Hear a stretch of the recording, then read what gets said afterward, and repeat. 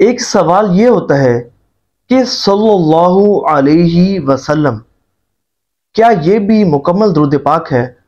اور کیا اگر کسی درود پاک کے صیغے میں حضور نبی پاک علیہ السلام کی آل پر درود پاک نہ پڑھا جائے تو کیا وہ درود پاک نامکمل ہوتا ہے؟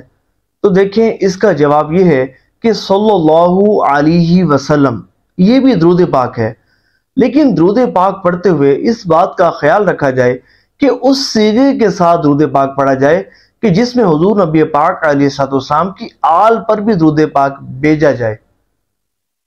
دیکھیں، حضور نبی پاک علیہ السلام کی آل پر درود پاک بھیجنا یہ بھی بہت ضروری ہے کہ حضور نبی پاک علیہ السلام کا فرمان عالی شان ہے کہ مجھ پر کٹا کٹایا درود پاک نہ بھیجا کرو۔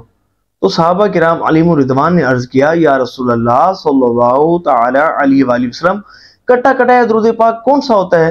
تو نبی پاک علیہ السلام نے ارشاد فرمایا کہ تم مجھ پر درود بھیجو اور میری آل پر درود پاک نہ بھیجو، یہ کٹا کٹایا درود پاک ہے۔ یعنی کہ تم کہو صلی اللہ علی محمد، بلکہ تم یوں کہو صلی اللہ علی محمد وعلی آل محمد، یعنی کہ جب تم درود پڑھو تو مجھ پر بھی درود پڑھو اور میری آل پر بھی درود بھیجو۔ تو جب بھی ہم درود پاک پڑھیں تو حضور نبی پاک علیہ السلام کی آل پر بھی درود پاک بھیجنا چاہیے۔ یعنی کہ اگر کوئی شخص پڑھتا ہے جیسا کہ صلی اللہ علیہ وسلم، تو اسے چاہیے وآلہ کا اضافہ بھی کرے، یوں پڑھے صلی اللہ علیہ وآلہ وسلم۔ اللہ کریم جو سنا اس پر عمل کرنے کی توفیق عطا فرمائے۔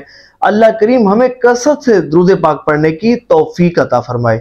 ثواب کی نیت سے اس پیغام کو شیئر بھی کیجیے گا۔ صلو علی الحبیب صلی اللہ تعالی علی محمد صلی اللہ علیہ وآلہ وسلم۔